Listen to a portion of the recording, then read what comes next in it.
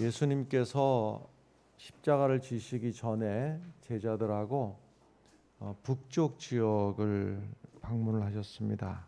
갈릴리 제일 위쪽이 갈릴리 호수가 있고 요단강을 따라서 쭉 남쪽으로 내려오고 제일 아래쪽이 사해 쪽인데요.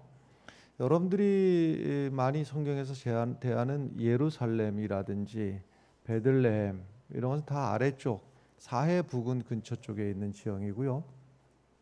갈릴리는 제일 위쪽 지역인데 그 갈릴리 지역 중에서 빌립보 가이사랴라고 하는 이것은 한 도시의 이름인데 이 지역에 이르렀습니다. 여기서 예수님이 아주 중요한 질문을 하시는데 그게 이제 13절 말씀이거든요. 13절의 말씀 보면 예수께서 빌립보 가이사랴 지방에 이르러 제자들에게 물어 이르시되 사람들이 인자를 누구라 하느냐. 여기서는 인자를 이렇게 했습니다마는 우리가 하는 말로 하자면 사람들이 나를 누구라고 하더냐 이제 이런 말입니다. 제자들이 대답을 합니다. 계속 14절 말씀 보면 이르되 더러는 세례 요한 더러는 엘리야. 그러니까 어떤 사람은 세례 요한이라고 하기도 하고 또 어떠한 사람들은 엘리야가 아니냐. 또 어떤 이는 예레미야나 선지자 중에 하나이다. 그러니까 사람들 얘기가 뭐 이렇다는 거예요. 저 사람이 혹시 세례 요한 아니야? 저 사람이 엘리야 아니야? 저 사람이 예레미야 아니야? 또 이게 이제 다수의 설이고 또 어떤 사람들은 또 뭐 선지자 중에 하나 아닐까 이렇게 말하는 사람도 있었다고 하는 것이죠. 그 중에 나오는 이제 첫 번째 세례 요한 같은 경우는 이 세례 요한이 와서 그 외쳤던 메시지가 이제 마태복음 3장에 기록되어 있는데 3장 1절 2절 말씀 보면 이렇습니다. 그때에 세례 요한이 이르러 유대 광야에서 전파하여 말하되 하고서는 회개하라 천국이 가까웠느니라. 그러니까 우리는 이 말씀을 그렇게 아주 세게 받지는 않아요. 회개하라 천국이 가까웠느니라 그냥 늘 듣던 말씀 이렇게 하고 우리는 굉장히 충격적으로 받지는 않습니다만은 당시에 세례 요한의 이 말을 직접 귀로 듣던 사람들은 굉장히 충격적이고 파격적인 이제 그러한 내용이에요. 사실은 그 설명을 뭐 오늘은 안 하겠습니다만은 하여튼 굉장히 레디컬한 아주 그 파격적이고 과격한 이제 그러한 메시지였습니다. 이 파격적이다 하는데 이것이 이제 액센트가 있는데 그러면서 이 동시에 세례를 베푸는데 그 세례를 받는 의미는 회개의 의미입니다. 당신이 지금 말하는 거 회개하라 천국이 가까웠다. 그 말씀을 내가 동의합니다 하는 표시로다가 세례를 받았는데 그런데 흥미로운 점은 예수님이 이제 세례 요한이 먼저 뭐 표현을 데뷔라고 할까요? 세례 요한이 먼저 데뷔를 했고 예수님은 좀 늦게 등장을 하시는데 예수님도 세례 요한하고 똑같은 말씀을 하시는 거예요. 그러니까 사람들에게 인상적인 것이죠. 세례 요한의 회개하라 천국이 가까웠느니라 하는 말씀이 굉장히 충격적으로 받아들여졌는데 저 예수는 뭐라고 하는가 보니까 예수님도 똑같은 소리를 하는데 마태복음 4장 17절의 말씀에 이때로부터 예수께서 비로소 전파하여 이르시되 하는 말씀이 똑같아요. 회개하라 천국이 가까이 왔느니라 이렇게 말씀을 전하니까 사람들이 생각할 때 저 사람 세례 요한 아니야? 근데 세례 요한이 있는데 또 세례 요한 이렇게 된 게 아니고요. 예수님보다 세례 요한이 먼저 이 말씀을 전하기 시작했는데 예수님이 등장을 할 때와 세례 요한이 죽임을 당할 때가 일치합니다. 그러니까 세례 요한이 이 당시에 아주 폭력적인 그러한 왕 헤롯이라고 성경에 기록되어 있습니다만은 정확하게는 헤롯 안티파스인데 그 헤롯 안티파스의 문제에 대해서 세례 요한이 막 지적을 하고 막 이제 그 나무라고 이러던 중에 그 헤롯이 세례 요한을 죽였습니다. 그 세례 요한이 죽임을 당하는 그때에 예수님이 역사 속에 짠 등장을 해서 하는 말씀이 똑같은 말씀을 하시는 거예요. 그러니까 사람들 생각에 세례 요한이 죽었다는 얘기는 다 알려진 거예요. 온 동네 다 알려졌는데 예수님이 똑같은 말씀을 하시니까 혹시 죽은 세례 요한이 저 사람 아닌가? 이런 생각을 이제 했던 것이죠. 그래서 사람들이 이제 나를 누구라 하느냐? 세례 요한, 어떤 이는 세례 요한, 어떤 이는 엘리야. 두 번째가 이제 엘리야인데, 이 엘리야도 대단한 사람이죠. 엘리야도 상대방, 말하자면 바알을 섬기는 바알의 선지자, 또 함께 같은 편인 아세라 선지자 합 850명하고 850대 1로 영적 대결을 해가지고 이제 하늘에서 불이 내리고 막 엄청난 역사를 이룬 당대 슈퍼스타거든요. 영적인 슈퍼스타. 또 그런가 하면 성경에서요, 죽지 않고 하나님 앞에 부르심을 받은 사람이, 성경에 등장하는 사람이 많지가 않아요. 구약에는 에녹이라고 하는 사람이 등장을 하는데, 또 그 뒤를 이어서 엘리야가 죽지 않고 하늘로 올라가 버렸거든요. 그러니까 사람들 생각에 그때 죽지 않고 하늘로 올라갔던 엘리야가 바로 이분이 아닌가 하는 이제 그 생각을 했던 것이죠. 세례 요한이다, 어떤 사람은 엘리야다, 어떤 사람은 예레미야 아닌가 그랬는데, 예레미야도 역시 그 민족의 문제를 가슴에 끌어안고 날마다 눈물로 민족의 아픔을 애통했던 그런 사람이 예레미야인데, 이제 이런 얘기를 예수님 다 듣고 나서는 이제 더 중요한 질문을 하십니다. 사람들은 나를, 어떤 사람은 세례 요한, 엘리야, 예레미야, 그래, 더 중요한 게 있는데 너희는 나를 누구라고 하느냐, 이렇게 물었어요. 그것이 마태복음 6장, 이제 오늘 읽은 16장 15절, 이르시되 너희는 나를 누구라 하느냐 그랬습니다. 이 질문 앞에 이제 베드로가요, 원래 성격이 요즘 MBTI입니까? 그런 것들 많이 하던데, 베드로의 성격은 저는 그게 뭔지를 잘 몰라요. 어쨌든 굉장히 직설적인, 물음이 끝나기도 전에 자기 대답하는 그런 스타일입니다. 그 예수님이 무리를 걸어오실 때에도 다른 사람들은 여러 가지 생각을 잔잔하게 할 때, 베드로는 저 좀 건너가면 안 되겠습니까? 제일 먼저 자기를 드러내는 이제 그런 스타일인데, 예수님이 너희는 나를 누구라, 너희는 할 때는 모두의 의견을 지금 물어보는 거예요. 너희는 나를 누구라고 하느냐. 그러니까 베드로가 저요 하고 손들고 제일 먼저 나가서, 그 다음에 16절 보면 시몬 베드로가 대답하여 이르되 주는 그리스도시요 살아계신 하나님의 아들이시니이다. 주는 그리스도시요, 헬라어로 하자면은 크리스토스. 이 크리스토스가 이제 우리말로다가는 크리스토스를 그리스도 이렇게 이제 기록을 해 놓은 거예요, 우리말 성경에. 그러니까 크리스토스나 그리스도나 똑같은 말이에요.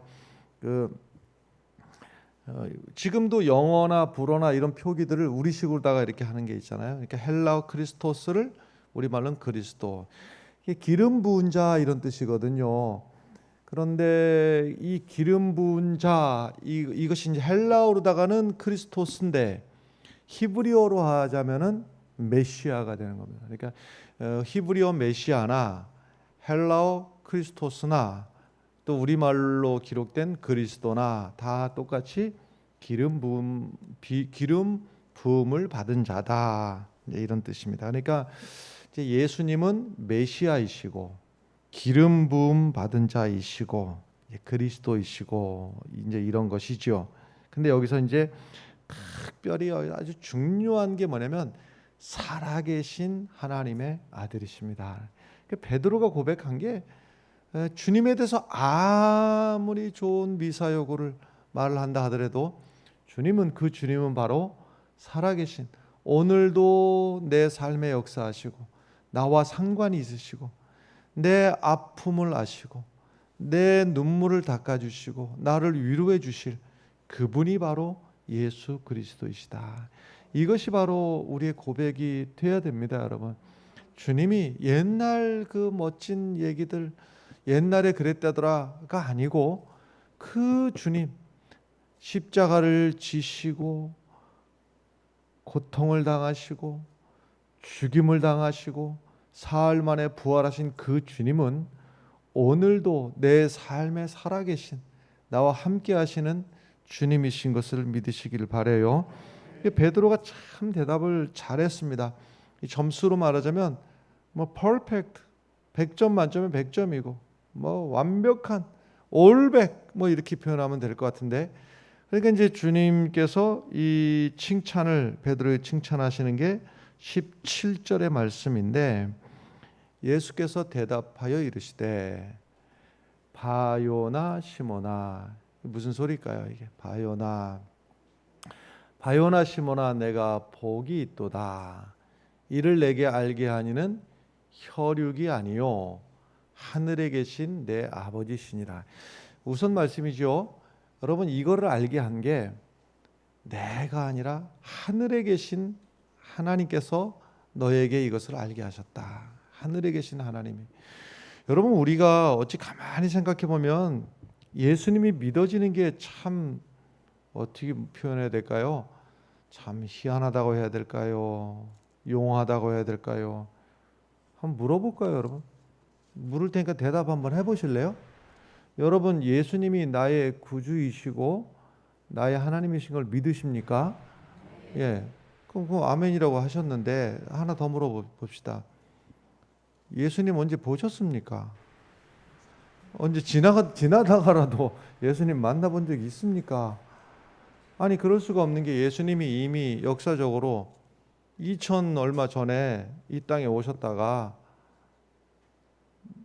십자가 지시고 부활하시고 40일 후에 하늘로 승천하셨는데 우리하고 만난 일도 없고 우리하고 대한 일도 없는데, 나는 기적 중에서 나는 여러분들이, 아니 뭐 여러분뿐이겠습니까? 여러분이나 제가 그 예수님 믿어진다고 하는 게, 나는 이런 기적이 나는 없다고 생각을 하는데, 이것이 바로 우리의 지적인 능력으로 하자면 믿을 수가 없어요. 이것을 알게 하니는 베드로에게뿐만이 아니라 여러분과 저에게도 이것이 믿어지게 한 이는 하늘에 계신 하늘 아버지께서 알게 하셨습니다. 할렐루야. 바요나 시모나. 바라고 하는 말은 아들이라고 하는 말이거든요. 정확하게는 바르요나 이래야 됩니다. 바요나 이랬는데 더 정확하게는 바르요나입니다. 그러니까 요나의 아들 이렇게 되는 거예요. 요한복음 21장에 보면 이런 말씀 나오는데, 여기서는 이제 바르요나, 요나의 아들 이렇게 나왔는데, 요한복음 21장에 가면 요한의 아들 시모나 이런 말 들어보신 적 있습니까? 그것은 이제 거기서는 요한의 아들인데 여기서는 바르요나 이렇게 돼 있단 말이에요. 이 얘기가 요나의 아들 시모나 이렇게 되는 것인데, 그 요나의 이름의 헬라식 표현이 요한입니다. 그러니까는 요한이나 요나나 같은 거예요. 왜 여기서는 요나의 아들이라고 했다가 요한복음 21장 가면은 왜 요한의 아들이 되는가? 같은 겁니다. 요나의, 구약 성경에 나오는 요나 아시죠? 그 요나의 헬라식 표현이 요한이다 이 말이에요. 그래서 여기서 바요나 하는 것은 바르요나 하는 것인데, 또 이건 좀 뭐라고 표현해야 될까요? 다정다감한 그런 느낌을 가지고 이제 예수님이 물으시는 겁니다. 자, 이제 그 다음에가 이제 중요한 약속의 말씀을 주신데, 이게 이제 오늘 말씀에 우리가 이제 여기에 포인트로 둬야 될 말씀이 18절 말씀인데요. 이건 중요한 말씀이에요. 중요한 말씀이니까 우리 봐요. 중요한 말씀이니까 늦게 나오지 않습니까? 예, 봐라 이거죠. 자, 이 말씀 18절 말씀 함께 읽어보겠습니다. 또 내가 내게 이르노니 너는 베드로라. 이 반석 위에 내 교회를 세우리니 음부의 권세가 이기지 못하리라 하는 것입니다. 그러니까 이 말씀을 요약하자면 이런 겁니다. 베드로야, 네 인생은 앞으로도 흔들릴 수밖에 없고 부족하고 연약하고, 그리고 앞으로 어찌어찌 하다 보면 네가 나를 3번 부인할 것도 내가 다 알고 있지만, 그러나 연약한 가운데서도 주 앞에 했던 이 믿음의 고백, 신앙의 고백 이 위에 내가 교회를 세우리라 하는 말씀입니다. 근데 이제 사실 이 말씀, 너는 베드로라, 이 반석 위에 내가 교회를 세우리니 하는 이 말씀에 대한 해석이 크게 보면은 2가지 흐름이 있는 거예요. 크게 보면은 하나는 뭐냐면 이 반석에 대한 해석이에요. 너는 베드로라, 이 반석 위에 교회를 세우겠다.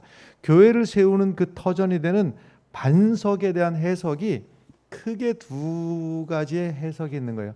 첫 번째 해석은 뭐냐면 이 반석이 뭐냐? 베드로라고 하는 그 사람, 베드로의 인격, 베드로, 그 베드로 자체, 베드로라고 하는 존재, 베드로라고 하는 인격, 그 위에 교회를 세우겠다 하는 해석인데, 이 해석이 바로 캐톨릭의 경우가 바로 이 해석이죠. 그래서 베드로라고 하는 존재 위에 교회가 세워졌다. 그러니까 교회의 그 기초가 뭐냐? 베드로다라는, 베드로를 교회의 기초로 보고, 캐톨릭에서는 베드로를 1대 교황으로 여기는 겁니다. 그래서 그 이후로다가 베드로 이후로다가 2대 교황, 3대 교황, 뭐 지금 몇 대입니까? 여기까지가 절대적인 권위를 갖는 것은, 절대적인 권위라고 하는 것은요, 교황의 말과 성경의 말씀과 동일한 수준에 놓고 보는 거예요. 그 정도로다가 이 권위를 주고 있는데, 이것이 이제 베드로라고 하는 인격, 베드로라고 하는 존재 위에, 그 위에 교회가 세워졌다, 이렇게 보는 경향입니다. 그에 반해서 2번째 해석이 있는데, 2번째 해석은 바로 그 반석이라고 하는 것이 베드로나 베드로의 인격, 베드로의 존재가 아니고, 여기서 베드로가 했던 신앙의 고백, 주는 그리스도시요 살아계신 하나님의 아들이십니다 라고 하는 이 신앙의 고백 터전 위에 교회를 세웠다. 이것이 우리 이제 개신교의 입장이죠. 그래서 요 반석에 대한 해석이 캐톨릭과 우리 개신교를 나누고 있는 것인데, 여기서 좀 설명을 드려야 됩니다. 왜 그럼 이렇게 해석을 하느냐? 우리는 이유가 있을 거 아닙니까? 왜 이렇게 해석을 하느냐 하는데, 우선 첫 번째는요, 보세요. 너는 베드로라 할 때 우리는 이제 베드로라 이렇게 됩니다만은, 너는 페트로스다 이렇게 돼 있거든요. 이 페트로스도 반석이에요. 그러니까 베드로라는 말 자체가 반석이에요. 우리는 베드로 합니다. 직역하자면 이렇습니다. 베드로를 앞에 두고 너는 베드로야, 우리 이렇게 번역이 되어 있는 게, 너는 페트로스야 이렇게 돼. 페트로스가 뭐냐? 반석입니다. 그러니까 너는 반석이야. 베드로에게 너는 반석이야. 이 반석 위에 한데, 너는 페트로스야 할 때는 똑같은 단어를 가지고요, 헬라어에서는 그 명사도 성이 있거든. 성에 따라서 바뀐다 이 말이에요. 성에 따라서. 근데 그 베드로에게는 너는 페트로스야, 그리고 나서 이 반석 위에 할 때는 여성형을 써요. 페트로스라고 안 하고 페트라 하거든요. 그래서 아예 예수님이 단어를, 만약에 베드로라고 하는 사람일 것 같으면 이렇게 진행이 돼야 돼요. 뭐냐면 너는 페트로스야, 이 페트로스 위에 내가 교회를 세우겠다. 이런데 구분을 하시는 거예요. 예수님이 일부러 구분하시는 거예요. 너는 페트로스야, 이 페트라 위에, 똑같은 반석이지만 단어를, 다른 단어를 쓰셔서 예수님께서 지금 말씀을 하시는 거예요. 또 한 가지가 있는데요, 베드로가 이 위대한 고백 위에 조금 약간 어설픈 미숙한 짓을 하지 않습니까? 그 내용들이 이런 거예요. 마태복음 16장에 보면 예수님이 이제 고난 당하시고 십자가 지실 것을 말씀하시는데, 그게 16장 21절에 나오는 말씀인데, 많은 고난을 받고 죽임을 당하고 제3일에 살아나야 할 것을 제자들에게 비로소 나타내시니, 예수님이 이것을 이제 쭉 설명한 다음에 베드로가 등장을 하는데, 베드로가 이상한 짓을 합니다. 그게 이제 16장 22절에 보면 베드로가 예수를 붙들고 항변하여 이르되 주여 그리 마옵소서, 이 일이 결코 주께 미치지 아니하리이다, 이렇게 말하고 있어요.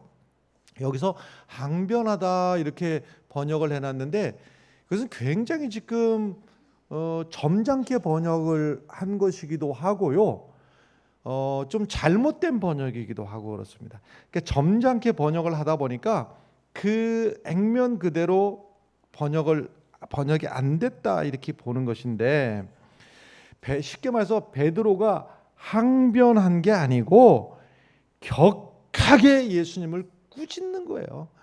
여러분, 이 장면 연상해 보십시오. 막 풍랑이 막 일어났습니다. 그 풍랑이 일어났는데 예수님께서 그 풍랑 이는 바다를 어떻게 하셨다고 그랬어요? 꾸짖으셨다고 그랬잖아요.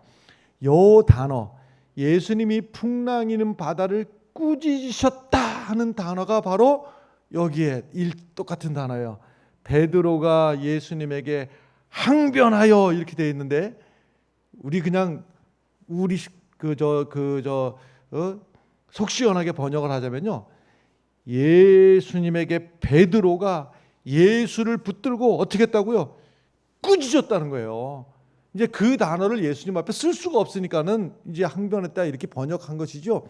그 내용적으로 예수님에게 막 그냥 내 생각에 메시아가 이렇게 죽으면 말이 됩니까? 도대체 정신 차리시라고, 왜 그렇게 약한 소리를 하냐고, 그 예수님이 돼가지고 메시아가 돼가지고 어찌 그렇게 시시한 소리나 하고 있느냐고, 우리는 어떻게 할 거냐고 하면서 막 예수님에게 자기 생각하고 안 맞으니까 예수님을 항변했다, 예수님을 책망하고 예수님을 막 몰아세우고 거칠게 예수님에게 따지고, 이제 이런 분위기인 겁니다.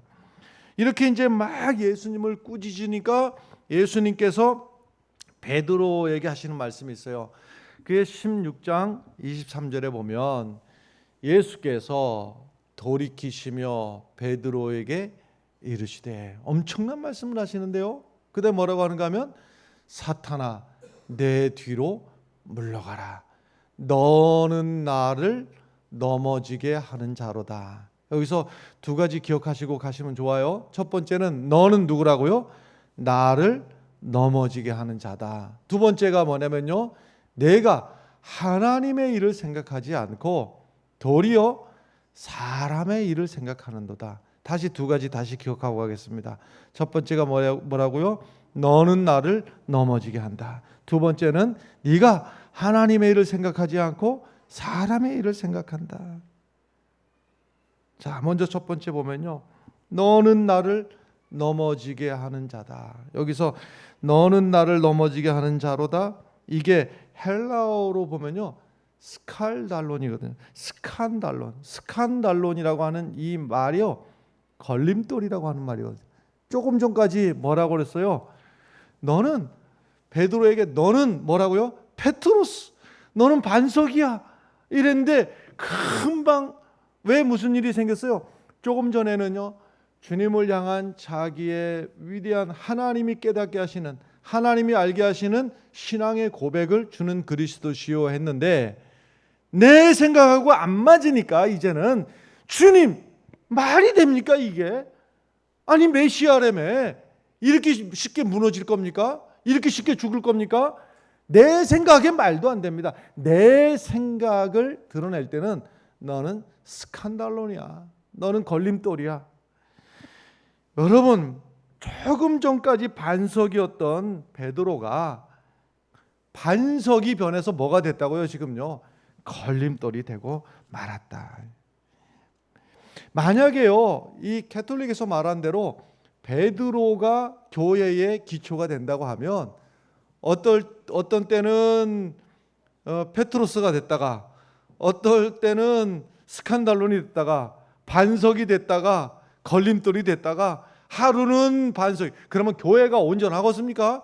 어떨 때는요 그냥 자기 생각대로 그냥 반석이 됐다가 그 다음 날은 또 교회가 흔들흔들하는 걸림돌이 됐다가 그럴 정신 차릴 수가 없는 것이죠. 자, 다시 아까 말씀 그 18절 말씀, 이게 중요한 말씀인데 18절 다시 보면 또 내가 내게 이르노니 뭐라고요? 너는 베드로라. 그 다음에가 중요해요. 누굽니까? 너는 베드로라. 내가 누굽니까?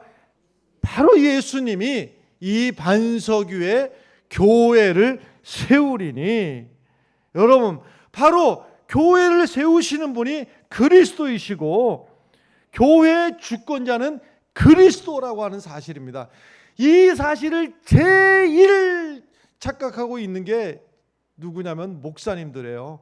저도 그 위험성이 제일 많아요. 교회의 주인이 목사가 되어야 된다고 생각을 하는 것이죠. 저도 지금 어느덧 이제 그 한 교회를 맡아가지고 목회를 시작한 때로부터 올해가 말이죠. 정확하게 지금 몇 년입니까? 25년. 제가 95년부터 이제 목사가 돼가지고서는 그 전에 이제 전도사 생활도 있었습니다만 이 긴 세월 하는 동안에 말이죠. 착각 많이 하거든요. 아니 다른 목사님 얘기하는 게 아니라 제가요. 그래도 교회 목사가 짱이지. 이 생각이 그렇게 말은 안 해요. 그렇게 말은 안 하지만 그 생각이 왜 없었겠느냐고요. 근데 그게 다 부질없는 생각이고 그럴 때마다 흔들흔들해지는 것이죠. 사실은요. 여기서 말이죠. 교회 안에 목사뿐만이 아니고요. 이 교회 안에 베트로스 또 뭐 여성용어로 하면 페트라가 되는데요. 여러분 페트라가 됐든 베트로스가 됐든 하여튼 교회 안에는 결국 두 가지 목사가 됐든 뭐 누가 됐든지 간에 교회 안에는 두 가지 이가 합해서 교회를 이루고 있는 거예요. 사실은요.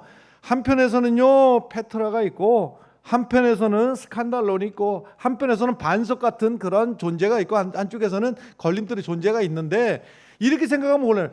이렇게 생각하면 곤란한 거니까 오해하지 마십시오. 맞으면 이쪽은 페트라 반석 같은 사람들이 있고 이쪽 하니까 또 기분 나빠요. 그게 아니라고 제가 말해서 그게 아닌 거라니까요. 이쪽에는 스칸달론이 있고 여기는 반석이 있고 여기는 걸림돌이 있고 이게 아니라니까요. 말하자면 우리가 이제 리스트를 쭉 해갖고서는 자 그러면 1번 집사는 반석, 2번 집사는 걸림돌, 3번 집사는 반석. 이게 아니라니까요. 이 내 한 사람 안에 이 홍 목사 안에 말이죠. 반석과 같은 믿음도 내 안에 있고 또 내 안에 주님의 엄청난 역사에 내가 걸림돌이 될 수도 있고 여러분과 내 안에 이 두 가지가 있다는 거예요. 그래서 이제 아무개를 이렇게 보면서 철딱선이 없어가지고 너는 어떻게 저렇게 걸림돌 짓만 하냐. 그를 쳐다볼 때 누구를 쳐다봐야 되는가 하면요. 저게 내 안의 모습이다. 내 안에 오늘 내가 어찌 해가지고 저 모습이 안 나왔을 뿐이에요. 다행스럽게.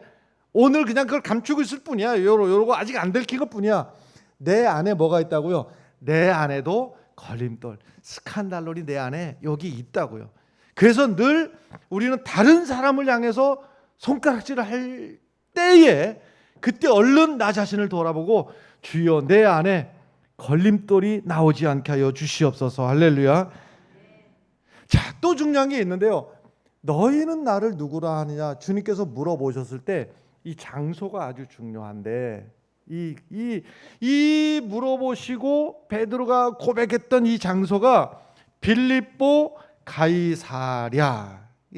여기가요. 이 지역이요. 대표적으로다가 우상숭배, 첫 번째는 우상숭배가 아주 판을 치는 곳인데 그리스 신화에 나오는 제우스의 손자가 판이라고 하는 손자가 있어요. 제우스의 손자. 이 신화에 나오는 것인데 그 판을 섬기는 도시가 바로 이곳이었는데 그래서 이제 저는 이제 이 빌립보 가이사랴라고 하는 이름은 이제 새로 지어진 이름이에요. 새로 이름이 지어지기 전에 원래 이름이 뭐였는가 하면 그 판을 섬긴다고 해서 파네아스, 이게 지역 이름이었는데, 근데 여기에다가 이제 지역 이름이 왜 빌립보 가이사랴라고 바뀌게 됐는가 하면, 헤롯 대왕의, 이제 헤롯 대왕이라면 예수님 탄생하실 때 등장하는 헤롯이 헤롯 대왕인데, 그 헤롯 대왕의 아들이 쭉 몇이 있었는데 그 셋째 아들 이름이 빌립이었습니다.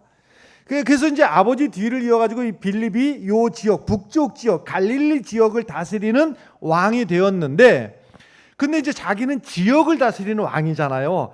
근데 로마 제국 전체를 다스리는 카이사르에게 자기의 충성을 맹세하는 의미로 이 지역 이름을 자기 이름 빌립과 카이사르를 합쳐가지고 어떻게 됐어요? 빌립보 가이사랴, 이렇게 보시는 거예요. 왕의 이름과 자기의 이름을 믹서해가지고 이 도시를 만들어 놓고, 그리고 왕에게 잘 보이기 위해서 왕의 상을 갖다가 큼지막하게 만들어 놓고, 한마디로 말해서 최신식 도시를 만든 거예요. 최신식 도시라면 여러분 뭐가 떠오릅니까? 이상하지요?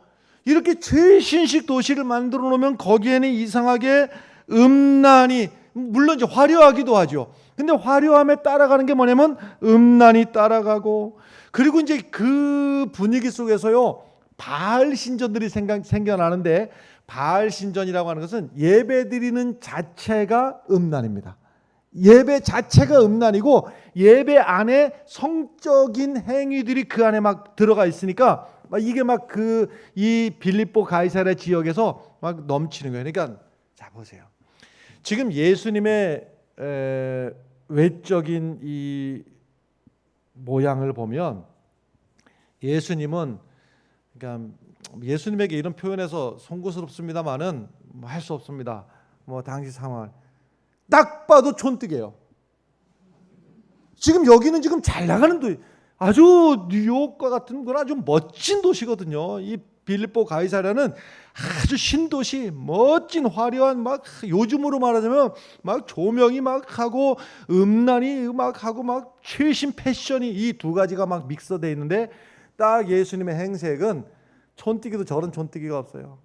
옷도 그냥 헤어스타일이 여러분 우리가 그림에서 예수님 보면은 헤어스타일도 멋지고 그렇게 그림 그리는데, 지금 이때 예수의 모습은 그런 모습이 전혀 아니고, 어떻게 촌뜨기도 저런 촌뜨기가 없고 거지도 저런 거지가 없이 그냥 그 옷도 말이죠, 그냥 아주 그냥 그 누더기 있고, 그러고서는 나타나셔갖고 그 제자들도 뒤를 또 쫄쫄 따라가는 제자들이라고 해서 다 또 대단했겠습니까? 그런데 이 화려한 도시, 이 음란한 도시를 배경으로 하고 예수님이 제자들에게 묻는 거예요. 너희들은 나를 누구라고 하느냐?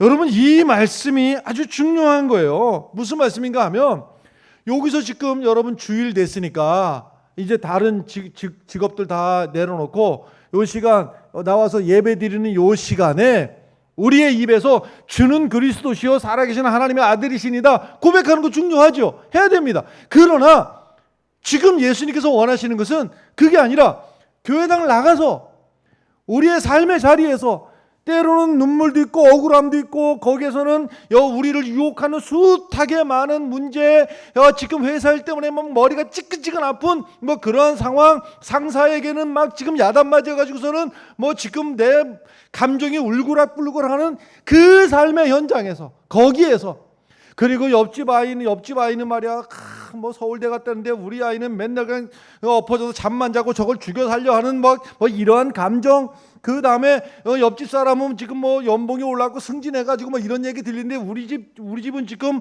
실직을 해가지고 지금 한숨 푹 쉬어야 되는 이 삶의 현장에서 지금 예수님이 묻고 계시는 거예요. 내가 누구냐? 네 삶에 주일날 교회 가서 그러다가 고백하는 주는 그리스도시요 살아계신 하나님의 아들이 아니고, 내 눈물 나는 내 삶의 현장에서 지금 묻고 계시는 거예요. 오늘 당장 다음 달 월세는 어떻게 해야 되나, 한숨 푹 쉬고 있는 그 순간에 예수님이 지금 말해보라고 하는 거예요. 내가 너에게 누구냐? 여러분, 우리의 삶의 자리에서 때로는 유혹도 오고 탄식 오고 예수 믿으면 뭐하나 이런 회의도 찾아오고 사탄이 우리를 솔깃하게 넘어지는 길로 인도하기도 하고, 그 삶의 자리에서 우리에게 대답해 보라고 하는 거예요. 예수님은 누구인가? 여러분, 초대교회 교인들은요, 서로 만나면은 그 물고기 모양 이렇게 해갖고 자기가 서로 예수 믿는 거를 서로 표현해서, 그게 왜 그런가 하면요, 지금 베드로가 했던 고백, 예수 그리스도 하나님의 아들 구원자, 우리는 이제 주는 그리스도시요 살아계신 하나님의 아들이시나, 이렇게 고백하지 않습니까? 그러니까 베드로가 고백한 것은 사실은 이렇습니다. 예수 크리스토스 데우 휘오스 소테르, 이 5개 단어거든요.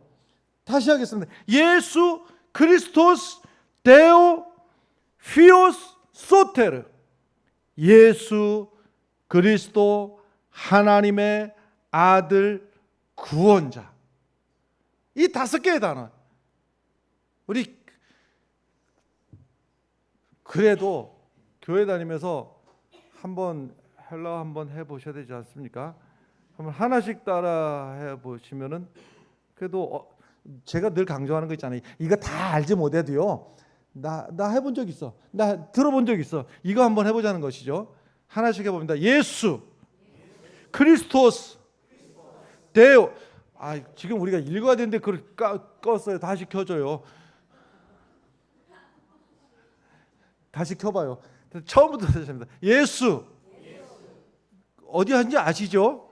예. 그래도 다 읽지는 이거는 오른쪽부터 왼쪽 아닙니다. 헬라어는 왼쪽부터입니다. 헬라어는 왼쪽부터. 자, 대략 그냥 저거 아니겠는가? 자, 예수, 크리스토스, 데우, 휘오스, 소테르. 요 5개 단어에 하나씩, 제일 첫 번째 단어가 아니고 알파벳, 첫 번째 알파벳 하나씩을 따오면, 밑에 있는 이게 이제 그거를 이으면 이제 발음이 어떻게 되는가 하면 익투스가 됩니다. 그것을 읽으면요. 근데 그 익투스라고는 말이 마침 헬라어로다가 뭐냐면 물고기예요. 그래서 지금 이제 서로 이제 만나면 물었다가 괜히 잘못 하면 이제 뭐라고 할까요? 반역 분자 또는 하여튼 불순 분자 또는 뭐 하여튼 이렇게 되는 겁니다. 그러니까 서로 당신 예수 믿습니까?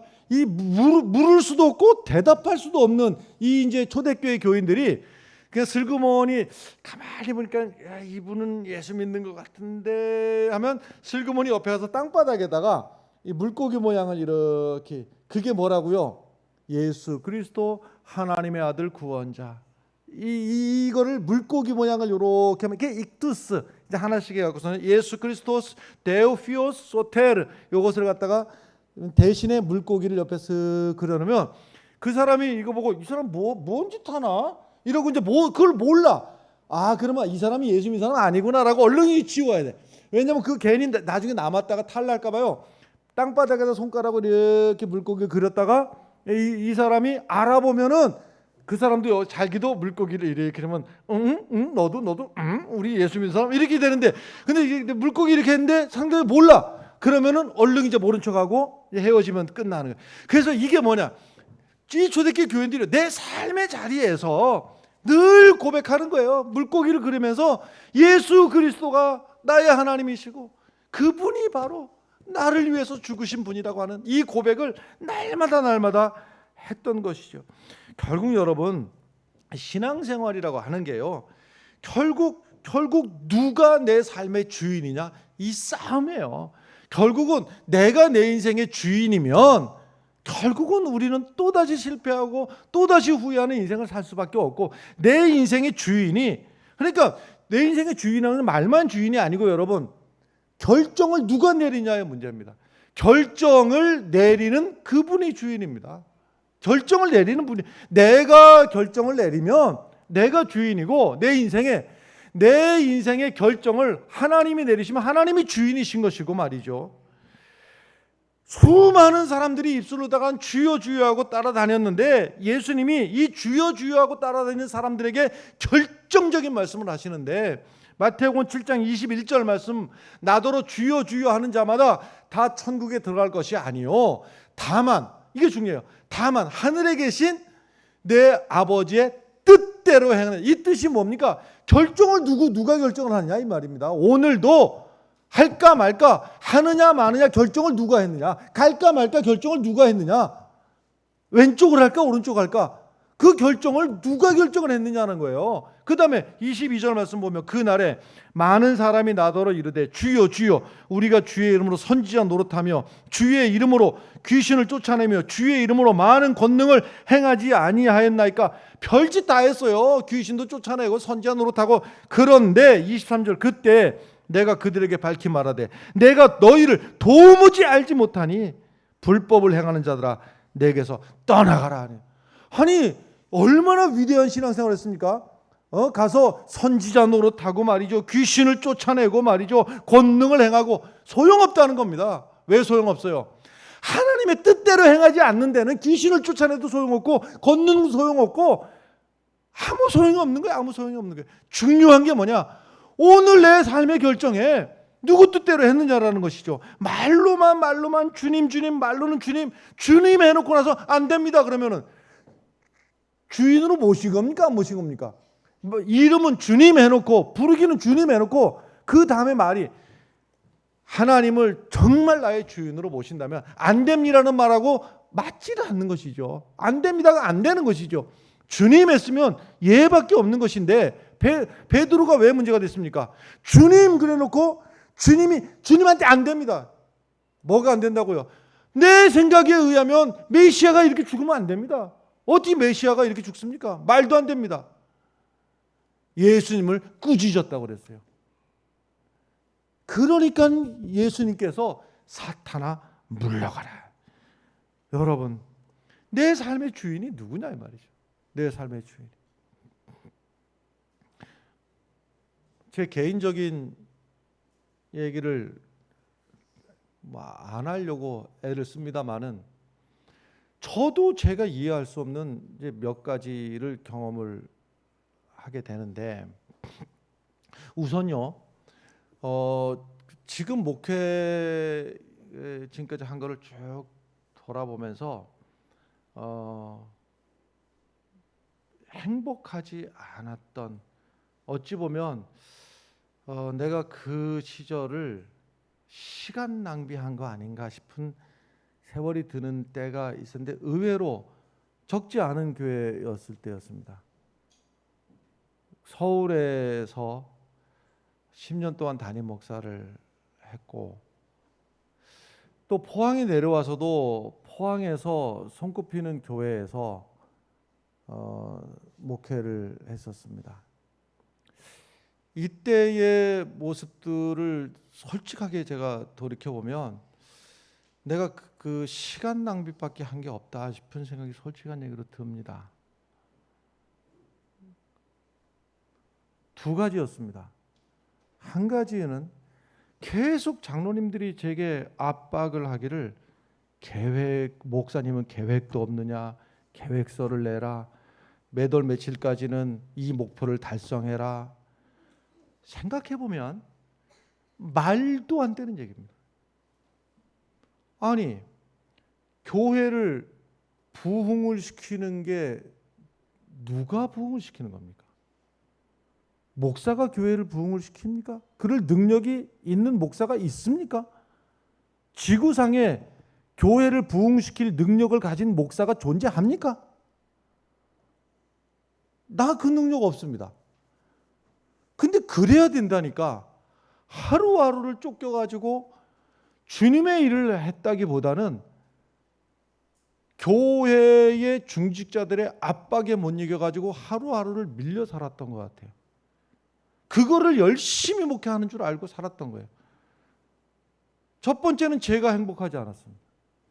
두 번째는 부흥도 일어나지 않았습니다. 부흥이라고 하는 게 단순히 수적인 부흥만을 말하는 게 아니라 둘 다 포함하는 겁니다.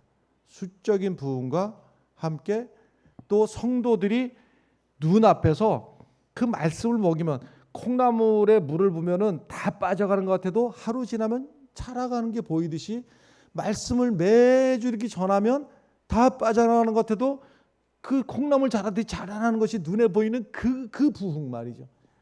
없었어요. 그냥 행복하겠습니까? 그런데 이해할 수 없는, 저도 왜 포항에 있는 교회로 부임했는지 사실은 저도 제 마음에 해석이 안 돼요. 그리고 포항에 와서 목회를 하던 중에 아무리 설명을 해도 설명이 제 스스로, 딴 사람 몰라도 저에게는 설명이 돼야 될 거 아닙니까? 제 스스로 설명이 안 되는 억울한 일을 만났어요. 난감하죠. 그러던 중에 저는 일평생 교회를 개척할 생각을 해본 적도 없어요. 개척할 준비도 안 했어요. 개척할 능력도 없어요. 근데 어쩌다 보니까 제가 개척교회 목사가 돼 있네요. 그리고 교회를 2년 반 전에, 2년 반 맞습니까? 2년 반쯤 전에 개척을 해서, 교회 개척을 해서 1년여 만에 예배당을 건축을 하고, 지금 여기에 계신 분들 미안하지만 제가 그냥 넉넉히 잡아서 5년 전으로만 돌아가 보면, 어떤 분은 뭐 한 달 전일 수도 있고, 5년 전엔 저는 여러분들이 지구상에 있는 줄도 몰랐습니다. 이렇게 좋은 분들하고 함께 예배 드릴 줄 알지도 못했을 뿐더러 여러분들이라는 사람이 이 지구상에 살고 있는 줄을 몰랐어요. 그런데 말이죠, 저는 뭐 목회한 교회가 더 있습니다만은 제가 포항 오기 전에 하늘목교회라는 교회에서 목회했을 때와 지금 우리 조옥 장로교에서 개척을 하고 오늘까지의 이 두 교회에서의 하루하루는 사실은 행복하고, 하나님께서 또 오늘은 무슨 역사를 이루실까라는 기대감으로 아침마다 눈을 뜨고 있어요. 그러면 제가 부단하게 무슨 대단한 엄청난 일을 하고 있느냐? 아닙니다. 그냥 하나님이, 저는 이 고백을 가지고 하루하루 지나고 있는데요, 10년이 지나도 하나님이 부흥케 안 하시면 나는 하나님의 뜻이라고 믿고 오늘 하루를 나는 성도들과 교회를 섬기려고 맘먹고 있는 거예요. 애달파하지 않을 거예요.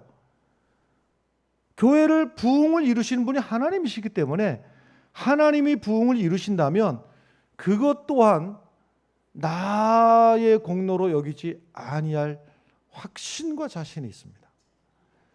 그저 하나님이 내 삶의 주인이 되어 주셔서 오늘 하나님이 멈추라 하시면 저는 오늘도 멈출 자신이 있고, 하나님이 뛰어가라 하면 나는 힘겨워도 뛰어갈 준비가 되어 있고, 뛰어가다가 지쳐 넘어질지라도 나는 뛰어갈 것입니다. 여러분, 하나님께서 내 삶의 주인이신 것이 맞습니까? 이것은 오늘 여러분들 아멘이라고 고백하신 분들, 다시 삶의 자리로 돌아가서 다시 한번 물어보시기 바랍니다. 내 가정의 주인이 맞으시는가? 내 사업의 주인이 맞으시는가? 심지어는 내가 막 혈기 가운데 막 누구하고 막 싸우지 않고 견딜 수 없는 그 자리에서도 지금 이 순간에도 하나님이 내 주인이 맞으시는가? 아니면 나도 하나님이 이게 뭐예요 하고 눈물밖에 흘릴 수 없는 탄식하고 있는 그 자리에서도 또 물어보셔야 됩니다. 지금도 여전히 하나님은 나의 주인이신가? 여러분, 하나님을 오늘도 주님 부르실 때 너는 나를 누구라고 하느냐? 네 인생에 나는 누구냐? 주님은 나의 주인님이십니다. 이 고백이 우리 삶의 고백이 되기를 바랍니다. 우리 함께 일어나셔서 찬송하겠습니다.